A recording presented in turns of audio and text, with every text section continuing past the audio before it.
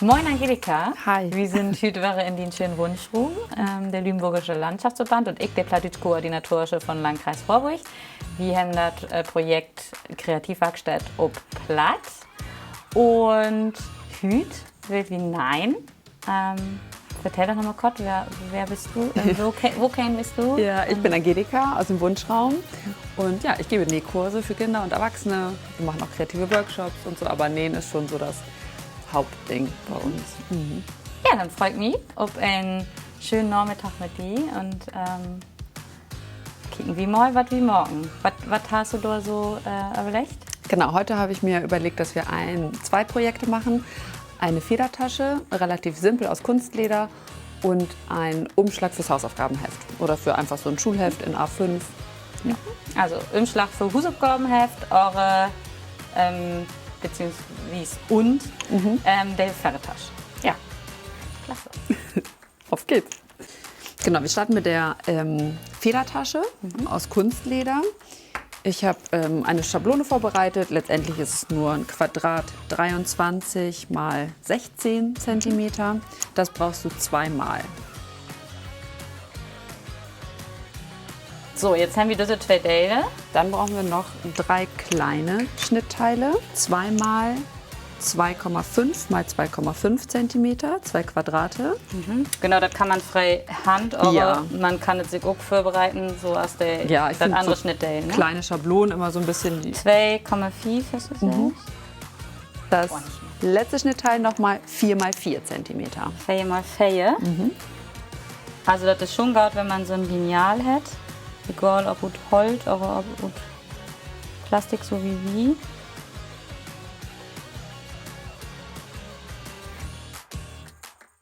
Reißverschluss noch dazu. Genau. Und dann wird nur noch genäht. So, nun haben wir uns hier an der Maschine gesetzt und will die Federtaschen ein. Das sind die Großteile quasi der Federtasche. Hier oben wird der Reißverschluss eingenäht. Die ganz kleinen Teile sind die Enden vom Reißverschluss. Und hier wird so eine kleine Schlaufe zwischengelegt. Ja, so kann man sich das dann schon besser vorstellen. Und ja, ich würde sagen, wir starten auch direkt mit dem Reißverschluss, mit den Enden des Reißverschlusses. Also ich passe mir das jetzt hier an, dass ich weiß, wie groß ist der. Der ist schon auch lang, der Rietzluter hält das übrigens auch platt. Ziemlich genau mag ich das denn hier so, dass das passig ist, ne?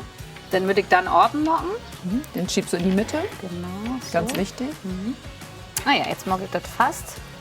Auch wäre mit einem ganz einfachen Steppstich. Und mag ich aber ganz an der Sieb, ne? Genau. Man das, also Knappkantig. Das, Ja. Mit einem ganz normalen Gradstich. auch da ist es wichtig, dass man noch hin, also rückwärts, noch vorn neigt, damit man dann noch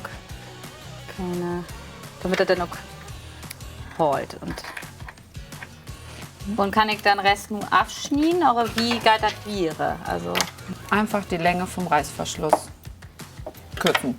mit der Auf die Stoffschere Breite. dürfen man nur Stoff schneiden, ist Ganz das wichtig, richtig? ja. Oder Garn oder. Und der wird jetzt einmal an die eine Seite von der großen Tasche genäht. Und dafür brauchen wir jetzt aber ganz wichtig das Reißverschlussfüßchen. Genau, Das liegt hier? da schon. Sieht bei Das jeder Reißverschluss- Nähmaschine anders aus. Ja. Du legst auch hier wieder den Reißverschluss rechts auf rechts, also die Ja. schöne Seite vom Reißverschluss auf die schöne Seite und klammerst dir diese Seite fest und die nähst du auch fest. So, und nu? Nähst du so dicht es geht, dadurch mit dem Reißverschluss super zu machen, an den Zähnchen vom Reißverschluss entlang. Wenn wir kicken, dass ich nicht verrutschen, da die Rietzluter. Und dann einmal runter rein.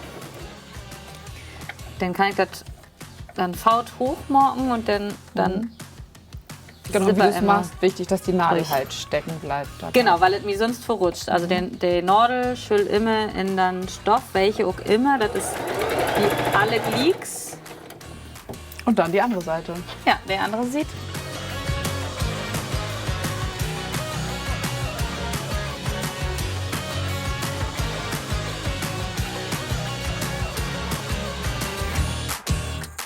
Ja, das sieht doch schon mal super aus.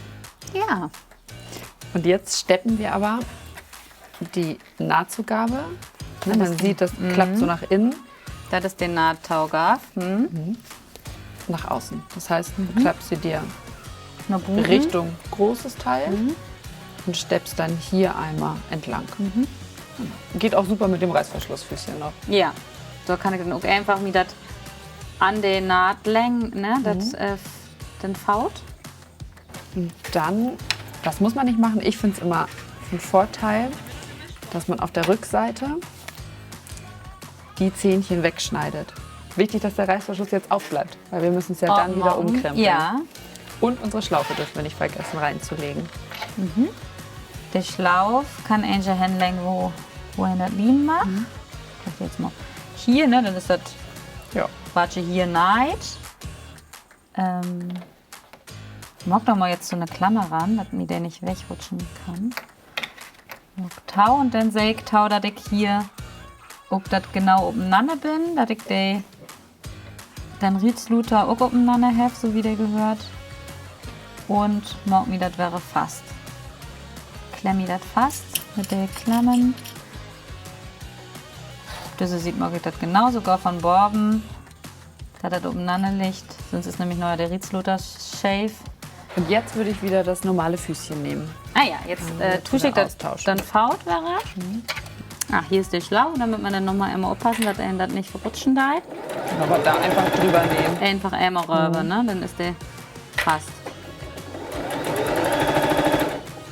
So, und nun? Jetzt wieder die Ecken wegschneiden Ja. und dann umkrempeln. Das war's.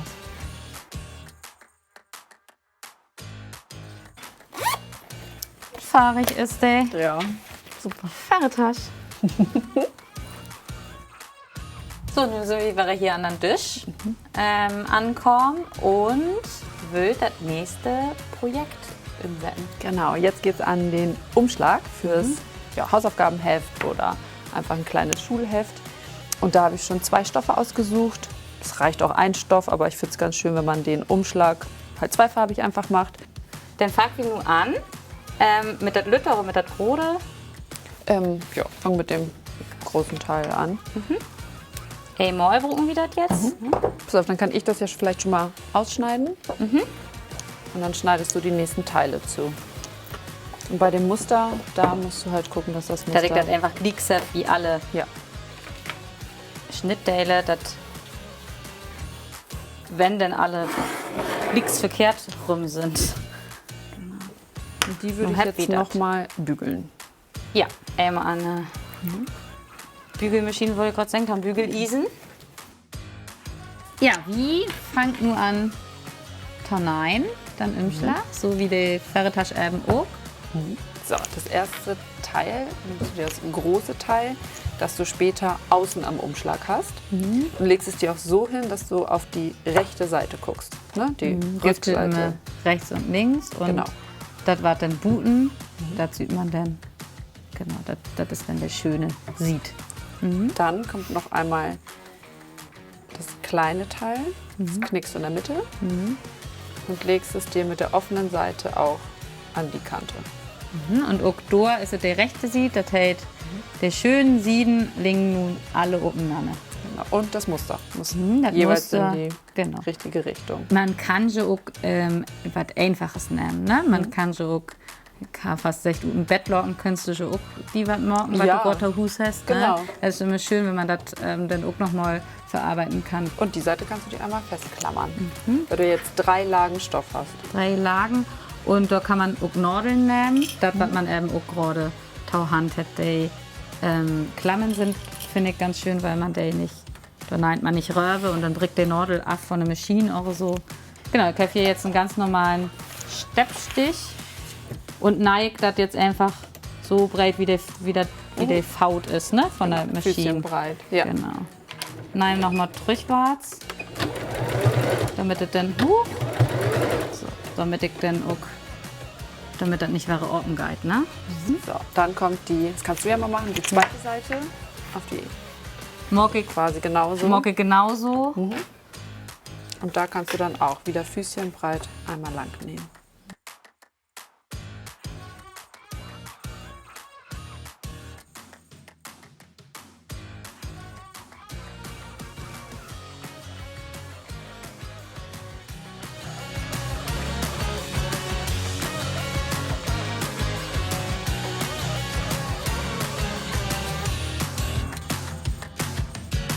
Ich leg das Bohrbrot. Also ich habe jetzt die Fastnight Ling Borben, ne? Genau. Und dann lasse ich das Brode, das andere Brode, Schnitt, was ich so schnell habe, Borbenrup. So, und jetzt die letzte Naht. Und du nähst quasi einmal komplett drumherum, lässt aber auf einer kurzen Seite, da wo du halt vorher schon genäht hast, ob da oder da, ist es egal, so eine große Wendeöffnung in etwa. Okay, das hätte ich mir jetzt wäre fast. Ich mag jetzt wäre so breit wie die Faut ist. Von der Maschine. Fangen hier an, dass ich dann einmal rumgehen kann und hier wäre lang. Genau. Der von Hüt Maschine, ich habe noch eine von meine Grotmore, der kann das nicht. Der hat noch nicht mal Stroh. Noch wirklich mit Pedal? Ist das wichtig, dass das hier der gleiche Abstand ist? Überhaupt nicht. Ich würde es nicht zu klein machen. Genau, ich muss einfach was Ja, das reicht sogar schon. Und nu dran wie immer. So, ich bin da immer so, ich will die Fäden immer abschneiden. Ja, das ist So. Und dann werden die Ecken noch abgeschnitten. damit man das dann dass das schöne Ut sehen kann. Ne? Dass du einfach in den Ecken, weil wir es gleich umkrempeln, nicht zu viel Stoff hast. Ja. Ungefähr so, nicht zu dicht an die Naht. Aber so kannst du dann alle 4 Ecken wegschneiden. So, nu dreig das Herr viel schön verriegelt, damit das jetzt um mich orten ritt. Das passiert nämlich auch manchmal. Drei das und sei. Die Seiten kommen noch mal rumgeklappt, weil so wollen wir es ja auch am Ende haben, Ja, dass das innen ist. das hält auch immer umkrempeln. Und somit haben wir hier die Wendeöffnung Dann versteckt. sieht man das gar nicht. Die ist weg. Und dann hole ich mir noch mal jeweils die Ecken raus und forme die wirklich mit dem Finger noch mal aus. Das geht eigentlich so am besten. Oder halt, wie du schon sagst, mit der Schere. Da muss man aber auch aufpassen, dass das dann nicht kaputt geht. Ne? Das, Und so. ja. So, pass Und auf. jetzt kann man das Heft einfach immer. Ja, Richtig? pass auf, ich habe hier eins, also das wäre jetzt so ein ganz normales Schulheft. Und das können wir dann ja. Genau, steckt man in der eine Sied und in der andere Sied. rein, ne?